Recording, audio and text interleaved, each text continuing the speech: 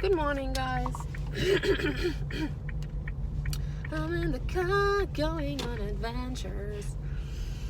I want to talk about the relationship narcissist and empath. Where am I going? This way. Actually, it doesn't matter. The relationship narcissist and empath. So it works that well because the empath drama is I'm not enough, there's something wrong with me. I overgive, right? I overgive to others. I want to rescue, heal, fix, help others that don't see their own light. The narcissist that grew up with I'm not enough, or maybe was the golden child and is like, I'm grandiose. There are actually lots of narcissistic people in countries where narcissistic men actually in countries where the woman is not as important or as precious as men. So like India in some places, Muslim places, Islam places, where it's just better to have a son than a daughter.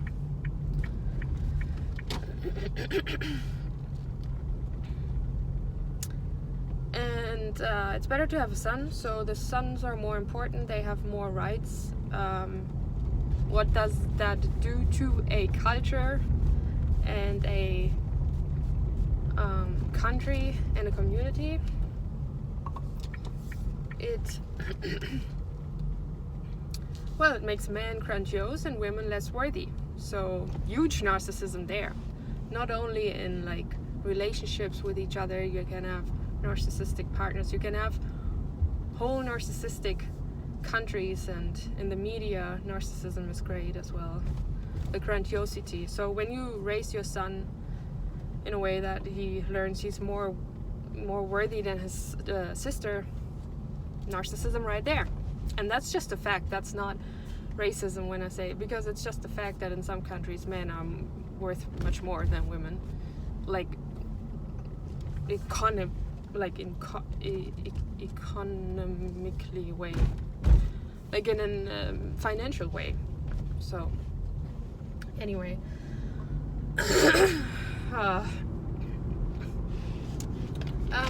so how does it work?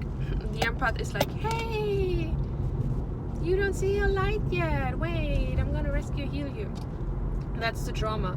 When the empath would be empowered and say, I'm not like, I'm not dealing with this shit anymore, like I've been through too many narcissistic relationships, I'm done with that bullshit because I see my light, because I know that I'm worth much more than toxicity and manipulation, I walk away and no one can actually harm me anymore.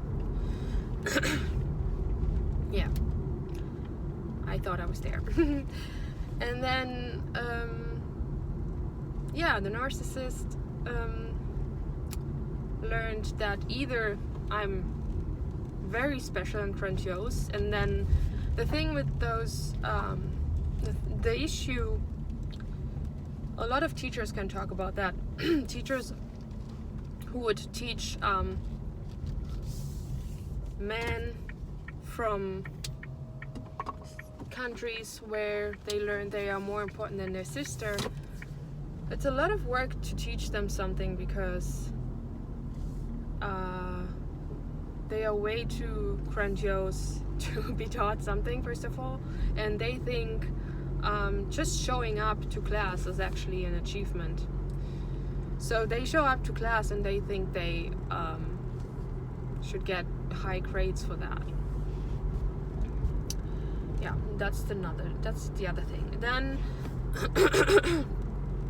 they think they are quite important and precious and great, because when you raise your child like that, that's narcissism right there.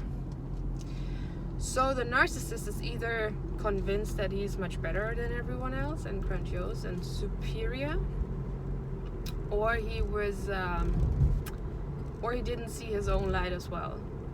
The empath, especially the empowered empath, worked really hard and they learned about boundaries, they learned about their self-worth, they learned about how to show up in this world and so on. The narcissist didn't see the point in working on themselves, because why would you if you are great anyway? Why would you work on yourself if you're great anyway? Or why would you work on yourself when you're just too lazy? Because self-reflection is a lot of work. And the thing with the empath, the narcissist, is that he thinks you owe them your light. You owe them what you worked hard for. You owe them all you've been through. You owe them, and kind of like, because they think they are so grandiose, they also think that what you have, first of all, they want it, and then second of all, they don't want to do anything for it. So if you, for example, someone who's like very sporty and fit and is into yoga, they see that and they envy that. And every normal person, every healthy person would be like, wait a minute, I have a body, I can do that as well. The narcissist is like, I want that, and I just copy and paste, copy the identity of that person. I just tell everyone I do yoga, but I don't really do it. There's so many people like that who just copy someone else's identity because they are too lazy to do the work. And I've been killed many times in other lifetimes because someone was envious of my light. And I worked my ass off every time.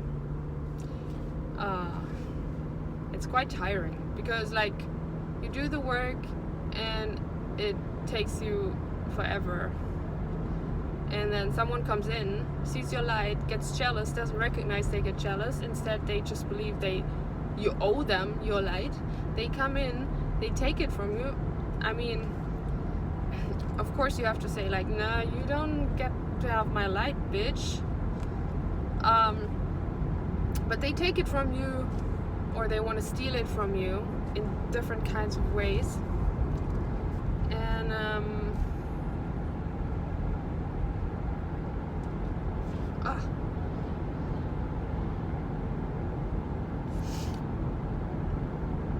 yeah, so either like there are ways to do like soul swapping.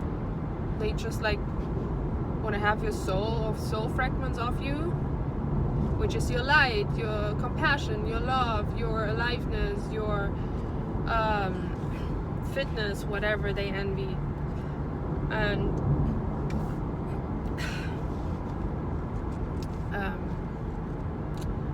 it's sick, and it is really real. And people, the narcissist doesn't recognize, because the narcissist is just like, you have so much light, I wonder. And because they think they are better than everyone, they are grandiose, they think you owe them anything, which you don't. You don't owe them any attention, anything. And so they be like, person of light. And instead of being like, oh well, I'm a person too, I have arms and legs and I can go for runs, I can do my yoga, I have a voice, I can sing, I can speak, no, they be just like, oh, there's a person that is like of light and interesting and like has so much potential. That's the thing, you know, the empath narcissist relationship is always like the empaths get sucked, like you get out of that relationship and you feel drained as hell because they suck everything, all of your light, and the light you want to give to them, they suck as well, and they don't leave anything for you. though they suck the blood out of you, and don't leave anything. And then they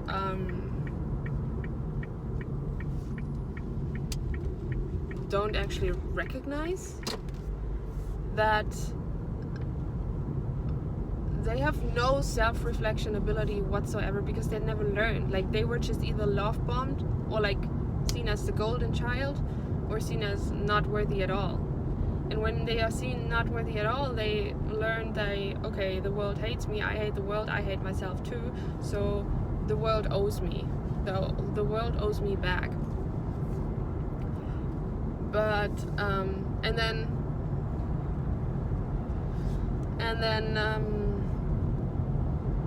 the world owes me back because I'm so miserable inside.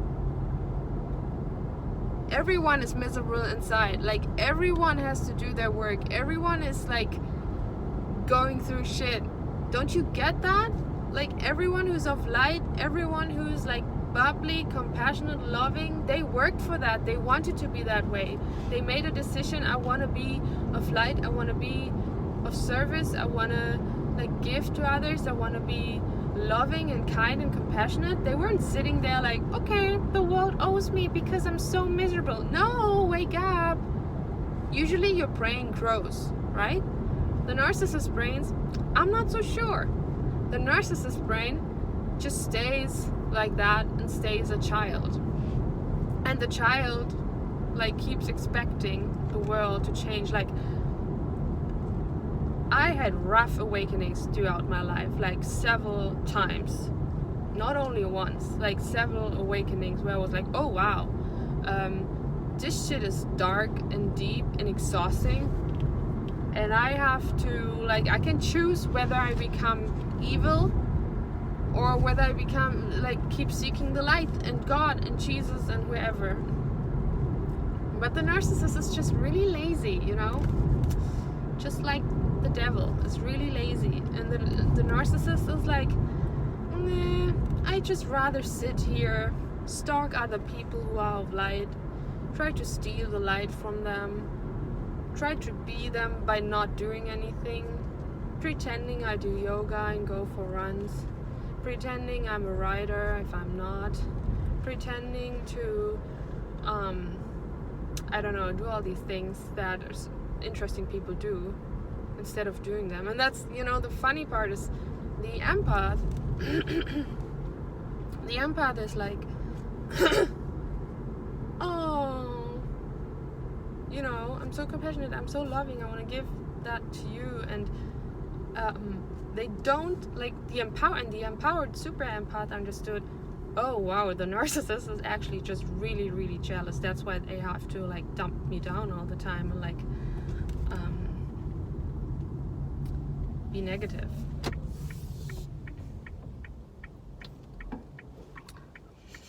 It smells like sausage. That's weird.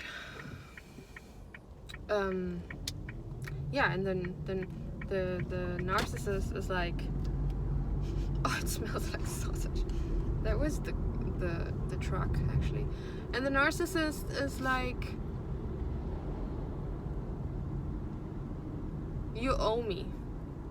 And the empath is like, yeah, of course I give to you. And the empowered empath is like, you don't get shit from me. Like, go home and do your work. You don't get anything from me. You are a poor creature, but you're also evil, and you don't get anything from me. And the empowered narcissist, I don't know if that exists. The empowered narcissist is maybe the one that was left alone by everyone in the world, because the whole world learned about narcissism and just dropped them like a hot potato. Just drop them, and the narcissist keeps being alone, right? And like, even as an empath, you can go through phases where you feel like you are the narcissist, because you get angry that nobody, like, as empaths we get targeted quite often, and you can get angry as a child, for example, for a while, because nobody sees your light, and you're like, I've been here a million times for you fucking people, and you don't love me. And then you feel like, oh, was I narcissistic? But maybe you were just angry, and you expect a little bit of respect. R-E-S-P-C-T. So the narcissist is jealous, the narcissist is envy of your light, the narcissist is lazy, the narcissist doesn't want to do the work, the narcissist rather steals your soul and sends you some demons and some witchcraft if they are into that. The narcissist, that's why it's the thing is, it's never enough to leave the narcissist physically. It's always recommended to do like energetic work as well, like spiritual and energetic protection from the narcissist.